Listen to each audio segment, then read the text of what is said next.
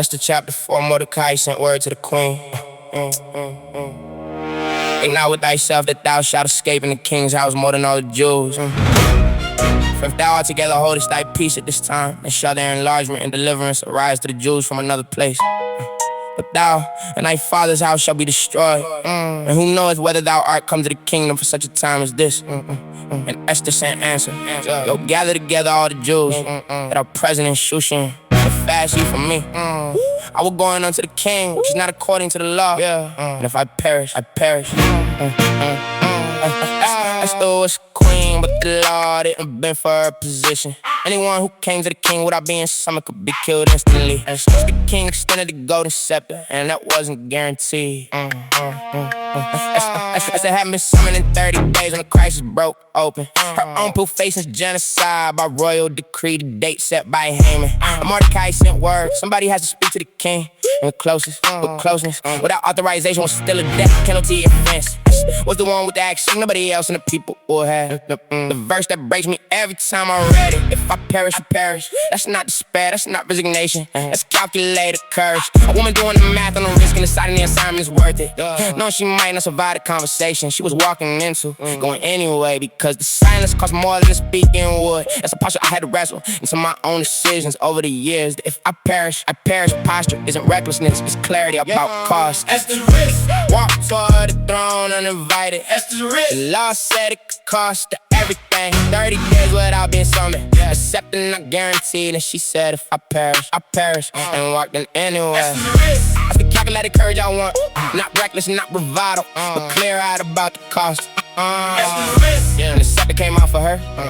She went whether it was going to or not. Mordecai's word to Esther had two parts you can't separate. First, deliverance is gonna come from somewhere if you stay silent. God has more than one method, and you're not the only option. This toolkit second, but you and your father's house will be destroyed. Your silence won't save you, it'll just remove you from the assignment. In the third sense, that contains everything. Who knows whether you will come to the kingdom for such a time as this? The assignment was specifically yours to refuse or accept. That's the most uncomfortable theology in the book. God doesn't need you to fulfill his purposes, but he's offering you participation in it.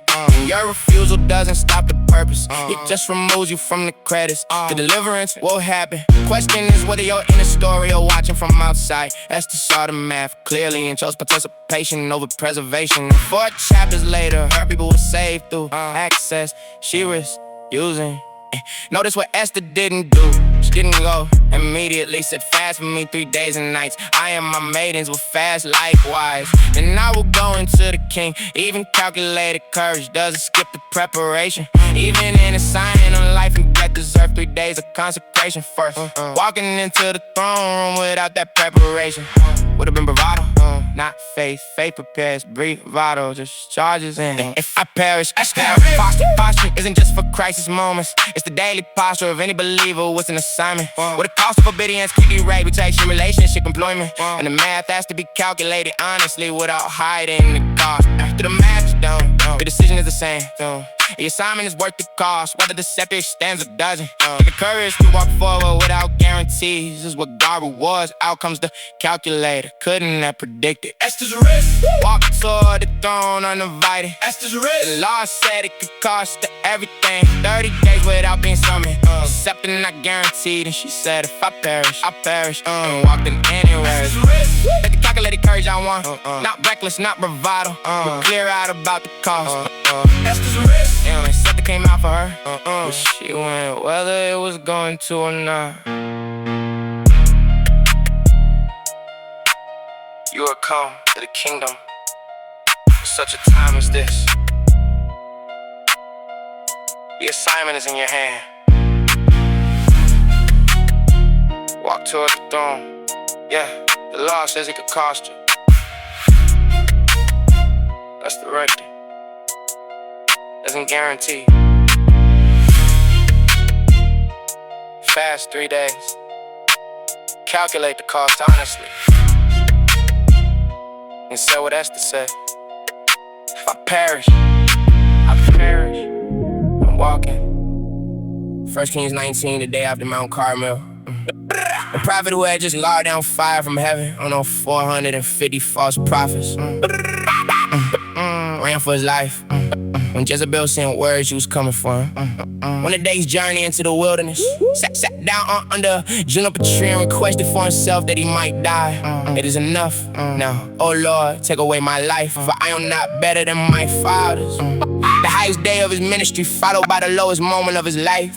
And God didn't rebuke the depression. God sent food and let the man sleep. Yeah. He let her car down fire on Camel. That's the high point most preach. 450 prophets about you humiliated. Also consumed in front of the nation. The prophet ran ahead of King Ahab's chariot in the rain. That's the victory lap. And the very next day Jezebel sent word, by the time tomorrow you'll be dead. And the man who had just demonstrated public power forgot turned and ran into the wilderness by himself. He was on flight, ready to give up everything. That's the part of the prophet's story most ministry training programs leave out. The depression that came right after the spiritual peak experience. I've been in my own version of it. I just came more than once in this walk. I've been on the mountain calling down fire, and 3 days later sitting in despair. Wonder why the same calling that just produced visible results felt unbearable to continue. Wonder why the same anointing that just defeated 400 prophets could manage the next morning. And the answer the Bible gives us, the prophet was tired, hungry, and alone. And those three conditions made the victory impossible to receive properly. The mountain wasn't the problem, the post-mountain crash was the problem.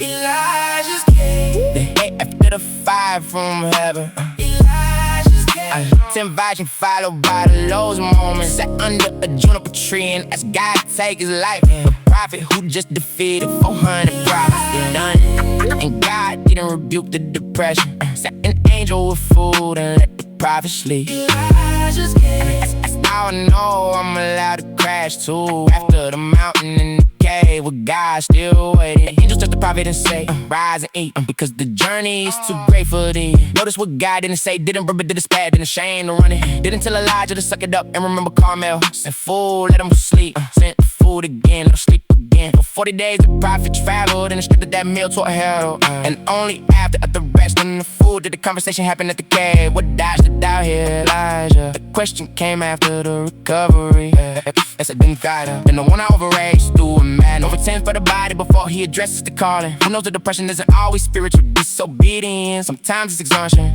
combined with isolation, combined with low blood sugar. And the MANNA rebuke first model doesn't fit how God actually treats his prophets and burnout. Sometimes the most spiritual response to a depressed believer is to feed them and let them sleep. And send them phone again without the lecture first. Eventually God dad asked Elijah the question, standing at the mouth of the cave with the still small voice, what dost thou here, Elijah? And the prophet answered with his complaints, I've been jealous for you. The children of Israel have forsaken your covenant, and even I only am left, and they seek my life to take it away. God listened to the whole list before responding and gave him a new assignment. The recovery had to come first. The next assignment came after. As a kind of believer who needs to know depression after victory's normal. Not a sign of failed faith, not a sign of demonic attack only, not a sign of disobedience. Sometimes as the body and soul crashing after peak experience. And God's response is not always rebuke.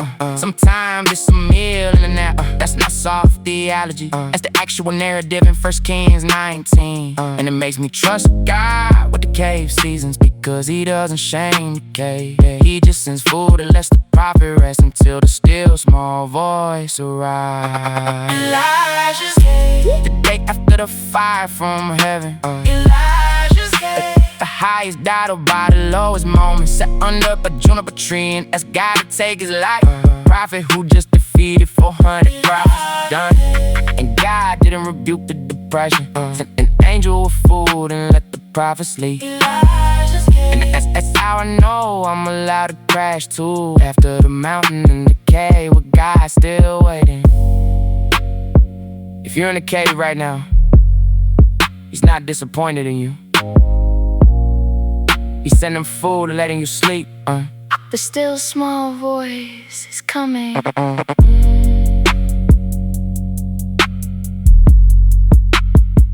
But not until you've eaten.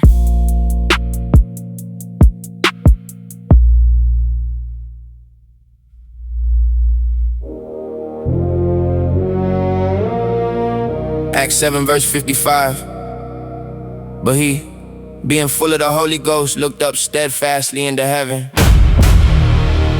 and saw the glory of God and Jesus standing on the right hand of God, and said, Behold, I see the heavens open, and the Son of Man standing on the right hand of God.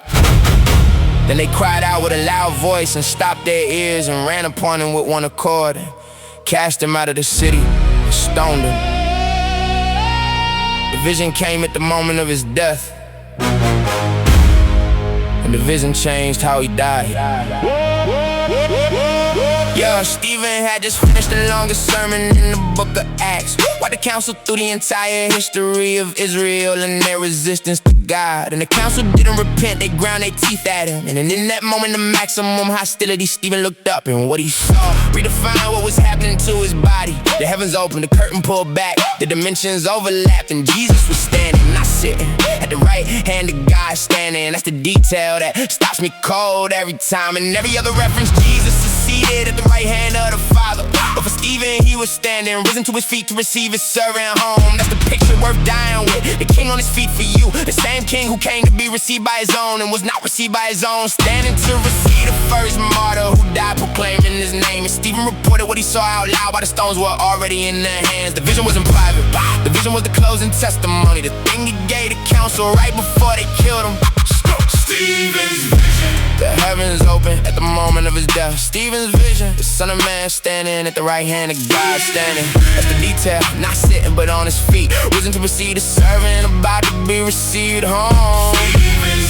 And I want my final glimpse to be that one, not the faces of my enemies, not the weapons in their hands. Jesus standing to welcome me home. Whatever else falls on my body, the vision is the destination. Notice when Stephen prayed while the stones were striking him. Lord Jesus, receive my spirit. That's the same phrase Jesus used on the cross. Father, into thy hands I commend my spirit. And then he kneeled down and cried with a loud voice, Lord, lay not the sin to their charge. Just to pray, Jesus prayed too. Father, forgive them, they know not what they do. The dying man echoed the dying Savior. Same posture, same prayer, same letting go. And the text says when he had said this, he fell asleep. Not died, fell asleep. The vocabulary of the text already had eternity in it. The man who would become Paul was standing in the crowd that day, holding the coat to the man, throwing the stones. We talked about that.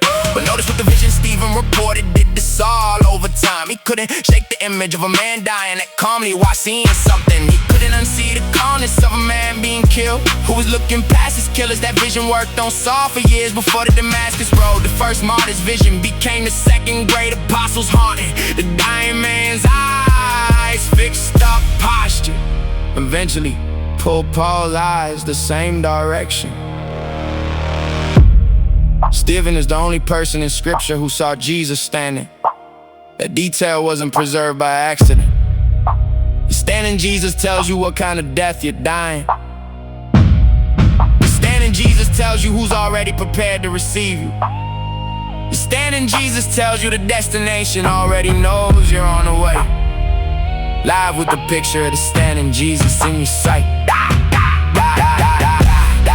With the picture of the standing Jesus in your sight. With the picture of the standing Jesus in your sight. The vision changes how you go. I want my eyes fixed where Stephen's eyes were fixed at the end. On the heavens open, on the Son of Man standing, on the King who rises to receive the servant who has been faithful. And I don't wanna wait for my final moment to start practicing the look. The disciple who lives with eyes fixed on the standing Jesus lies differently than the disciple, distracted by the stones in the air around him. The vision shapes the walking, the destination shapes the journey. Look up steadfastly, even now, while the stones are still in flight. Stephen's vision, the heavens open at the moment of his death. Stephen's vision, the Son of Man standing at the right hand of God. Left the detail, not sitting but on his feet, risen to receive the servant and about to be received home. Stephen's vision, and I want my final glimpse to be that one, not the faces of my enemies, not the weapons in their hands. Jesus standing to welcome me home. Whatever else falls on my body, the vision is the destination. Look up steadfastly. Whatever is being thrown at you right now, the heavens are still opening, and Jesus is still standing. risen to receive the servant who has been faithful.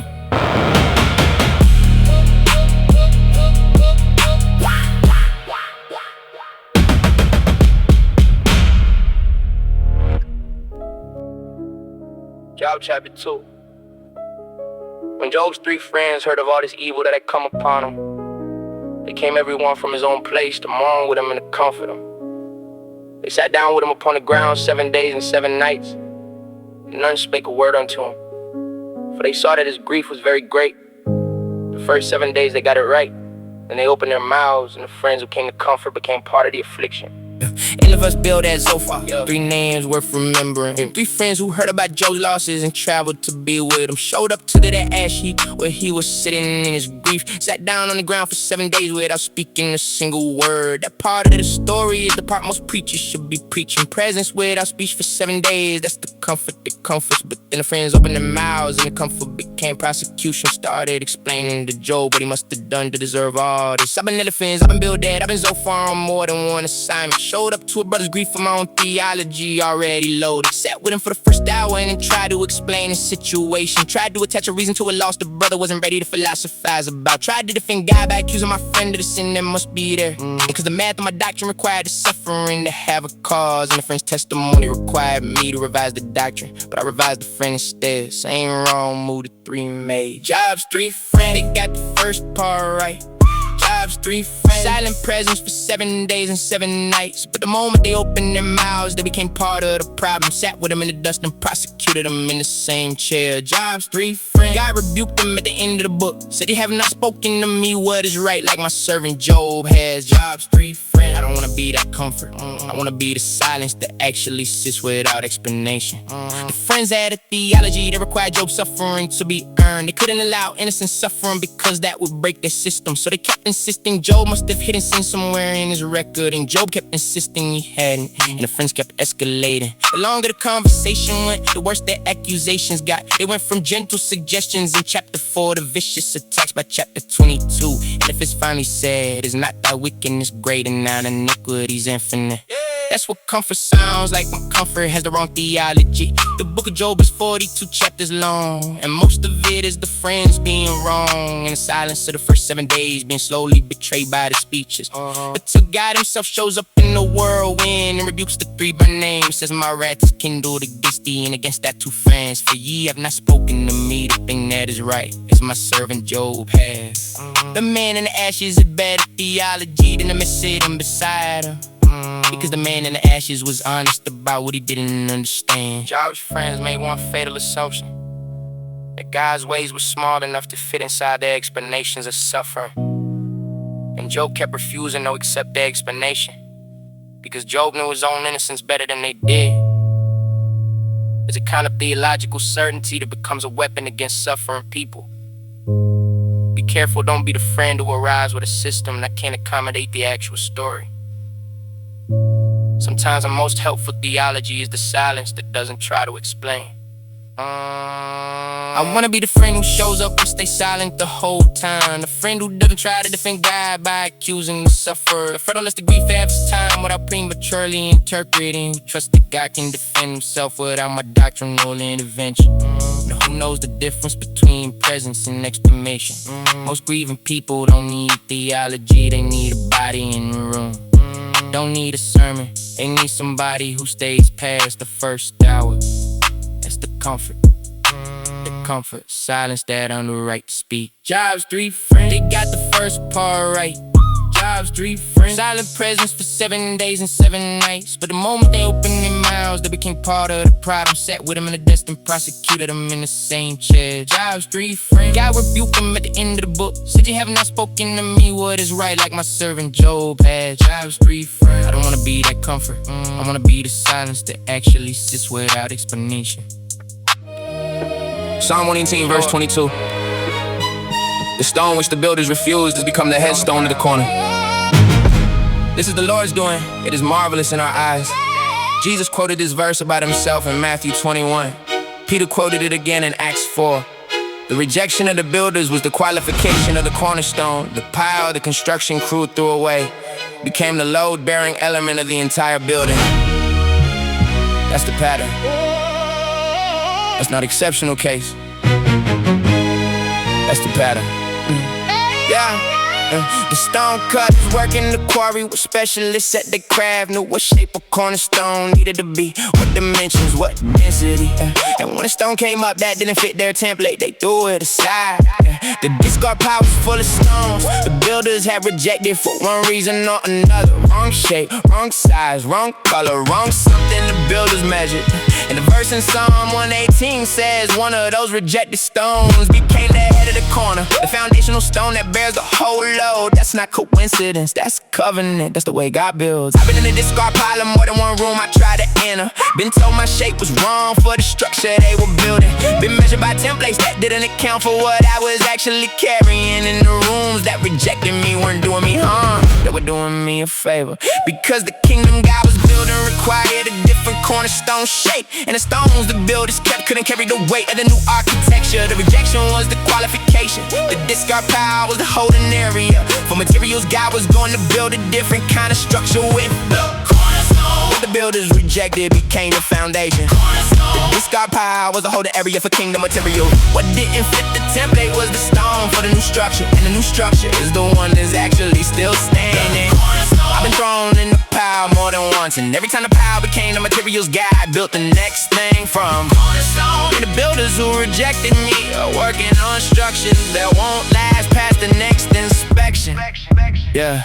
Peter quoted this verse in front of the same religious leaders who rejected Jesus. Stood in Acts 4 and said, "This Jesus is the stone you said had no heart, which has become the head of the corner. Neither is there salvation in any other." That's a low-bearing accusation against the builders who thought they ran the project. And the leaders had no answer because the math was undeniable. The man they had killed had risen and was now the cornerstone of a new construction that made their entire building obsolete by comparison. And the same pattern keeps repeating. What gets rejected becomes the foundation. The people the establishment overlooked are usually the people God uses. The men the religious system passed on to them in Jesus' cause. The careers that didn't fit the standard path are the careers God assigns. The relationships that didn't make the social register are the ones that last. That's not a complaint about the establishment, that's a description of the pattern. The discard pile is where God shops for materials for the actual kingdom, and the kingdom he's building doesn't use the building codes of the systems that rejected me. The cornerstone has two functions in ancient construction. It sets the angle for the entire building and bears the structural load of the corner that holds the walls together. If the cornerstone is off, the whole building is off. If the cornerstone is right, the whole building is referenced. Jesus said, "Upon this rock I will build my church." And the rock he built on was the one the builders refused. What the world rejected is what holds the whole structure together. It's not poetry, that's structural engineering. I'm not bitter about the rooms that rejected me anymore, because the rooms that rejected me were giving me away to the kingdom. The doors they closed were doors I would have ruined the building behind. The rejection I hurt for a season was the redirection I needed for the assignment. Every stone in the discard pile is a load-bearing element of something greater. Don't be discouraged by the buildings that don't have a place for your shape. Your shape might be the cornerstone of the building God is currently constructing. And the buildings that rejected you will eventually be torn down to make room for that one. The cornerstone. What the builders rejected became the foundation. Cornerstone. The discard pile was the holding area for kingdom material. What didn't fit the template was the stone for the new structure, and the new structure is the one that's actually still standing. Cornerstone. I've been thrown in the pile more than once, and every time the pile became the materials God built the next thing from.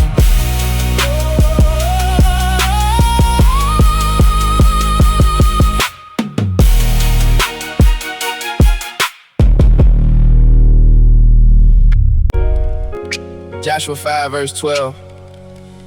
And the manna ceased on the morrow after they had eaten of the old corn of the land.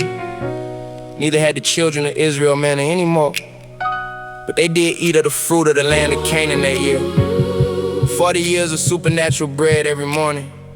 Then one Tuesday morning, no manna on the ground, because they were in the promised land now.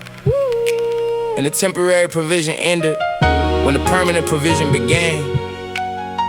God doesn't keep sending the wilderness food when you've crossed into the harvest country.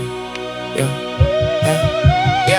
The manna fell for 40 years. That's the data the book gives us. Every morning except the Sabbath, fresh bread on the desert floor. A whole generation grew up never knowing food came from work. Cause in the wilderness, food came from sky, and gathering was the only labor. But the moment Israel crossed the Jordan into Canaan, something shifted. They harvested old corn from the fields the Canaanites had planted. Ate produce that grew from soil rather than dew that arrived overnight. And on the very next morning, the manna stopped completely, permanently. That's the part of God's provision I had to learn to recognize. The manna seasons in my life ended when the harvest seasons began, and I almost missed the transition because I kept looking for the dew. Kept expecting morning bread on the ground when God had moved me to the field. The new provision came through work, through systems, through harvest, and the supernatural bread became unnecessary because the natural arrived. Not because God's provision diminished, because His provision matured. Different season, different methods, same provider. And I almost didn't recognize the upgrade because the harvest country was open.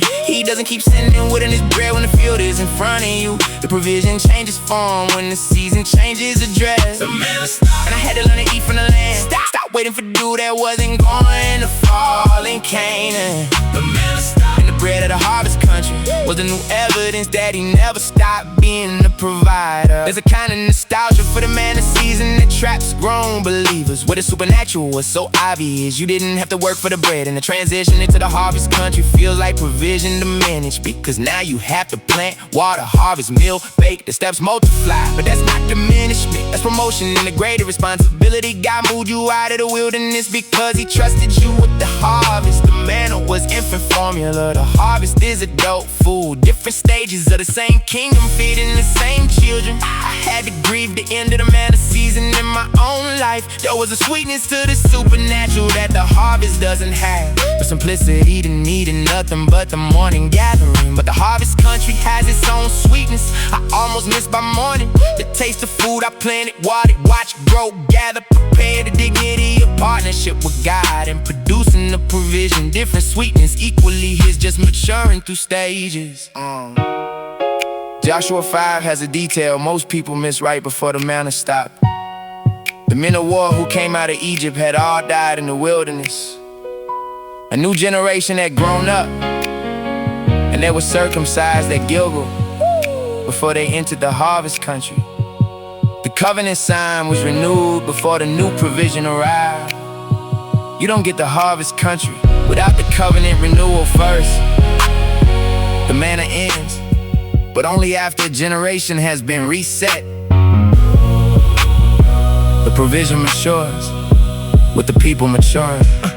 I'm in the harvest season right now, and I had to stop waiting for manna. Stop expecting the easy bread that doesn't require my hands to be involved. The provision now comes through work I planted years ago, through relationships I cultivated, through skills I disciplined. And the bread is no less from Him just because it came through process. Every harvest meal in Canaan was as supernatural as every morning's manna in the wilderness.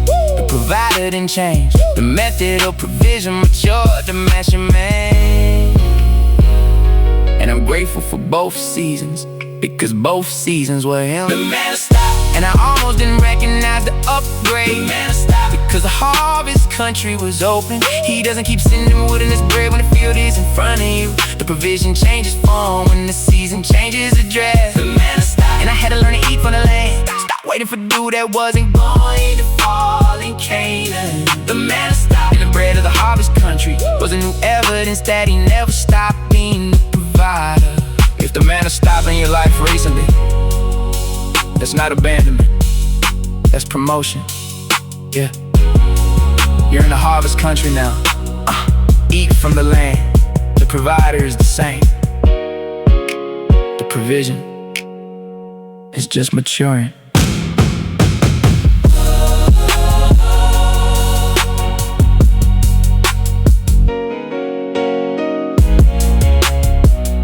John 21 Peter said, I go a-fishing.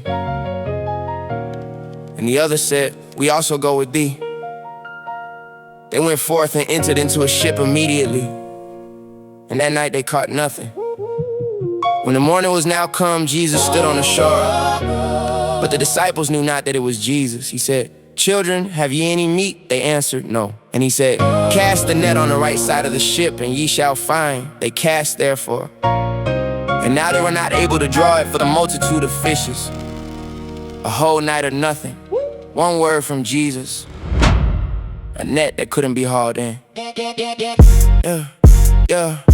The disciples had fished that lake their entire lives. They were professionals, knew the patterns, the depths, the time and the species, the seasons. And they spent the whole night running their best technique and caught nothing. Came back to shore at dawn, empty-handed and exhausted. That's not a beginner's frustration. That's the expert's frustration. The kind of failure that has nothing to do with skill and everything to do with timing. Sometimes the right method at the wrong moment produces nothing. And the only correction is the one word that shifts the angle. I've been fishing all night in my own assignments, more than I want to admit. Running the right technique with no results to show for the labor. Working hard at the things I was trained to do and watching the net come up empty. And the temptation in those seasons is to work harder, longer, more technique. But the answer in John 21 wasn't more technique, it was a different angle. Cast on the right side instead of the left side. The same lake, the same net, the same fisherman, the same morning. Different command produce different results. The obedience pivot is what changes the catch when the method isn't working. The net on the other side. One word changed the whole catch. The net on the other side. Same lake, same net, same fisherman. But the obedience to cast, where he said cast, filled what was empty. What I couldn't catch on my own came in when I followed his angle. The net on the other side. I've been fishing the wrong side too long, working hard in the direction I trained for, not the direction he's pointing. The net on the other side. And the obedience pivot is the difference between empty hands and a net I can't even pull up. Notice what the disciples did when they heard a voice from the shore. It didn't argue, didn't say we've already tried that side. Didn't say we're professionals and you're a stranger on the beach. They just cast where he said to cast. That's the discipline I needed to see. The obedience pivot doesn't require certainty about the outcome. It requires trust in the voice giving the instruction. And in this story the voice was Jesus, though they didn't recognize him yet. The miracle came before the recognition. That's worth sitting with, that the catch came before they knew it was Jesus. Peter only recognized him after John pointed and said, "It is the Lord." The obedience produced the recognition, not the other way around. And in my whole life I've seen the same pattern recur. I'll obey something I don't fully understand, and only on the other side do I realize whose voice was giving the instruction in the first place. The fish in the net was the proof of the identity of the man on the shore. Obedience is the way you learn whose voice you've been following. Yeah, the text counts the fish, 150 and 3 great fishes. And for all there were so many, yet was not the net broken. The net could have broken under that weight, it didn't. The same God who tells you where to cast also strengthens what you're using to catch. He doesn't give you instructions without equipping the equipment. The net held, the catch came in. The breakfast was already cooking on the shore. He knew the count before they cast the first time.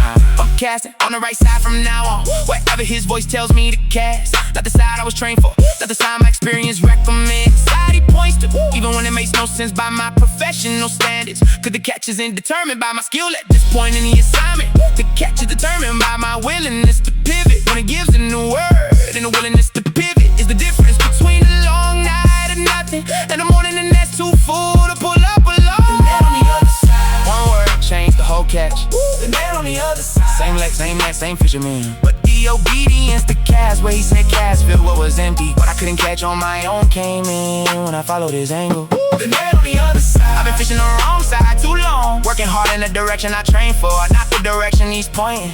The net on the other side. And the obedience pivot is the difference between empty hands and a net I can't even pull up. You've been fishing all night. The answer isn't always more technique. Isaiah chapter 6. In the year that King Uzziah died, I saw the Lord sitting upon a throne, high and lifted up, and his train filled the temple. Above it stood the seraphim, each one had 6 wings, and they cried, "Holy, holy, holy is the Lord of hosts. The whole earth is full of his glory." And the posts of the door moved at the voice of him that cried. And the house was filled with smoke. Then said I, "Woe is me, for I am undone."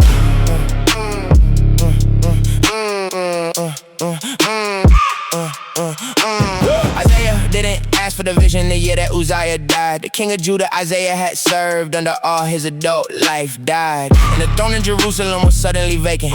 And in the same moment the prophet saw the throne in heaven occupied. Earthly throne, empty, heavenly throne full. That's the architecture. The God who sits high and lifted up doesn't vacate when human kings expire. The empire of God doesn't experience succession crisis. The throne is never empty, even when a new cycle says otherwise. I've been in seasons where the human authority I trusted collapsed, where the leader I respected got exposed for what he was carrying, where the institution not giving my time to fell apart in real time, and every one of those collapses, the prophet's verse held me up, because the throne I serve doesn't depend on the throne in the building. The God I follow doesn't get fired by a board meeting in the next quarter. The kingdom I work for doesn't have term limits, election cycles, retirement plans, and the throne that's high and lifted up is occupied permanently. The throne room, what Isaiah saw that year his king died. The throne room, earthly thrones empty, heavenly throne occupied. The seraphim crying holy while the doorpost shook. The smoke filling the temple and the prophet falling face down. The throne room, I'm undone in the presence of the one who's been on the throne since before the systems I trusted existed. Throne room, and the throne still occupied while the news keeps reporting succession crises that don't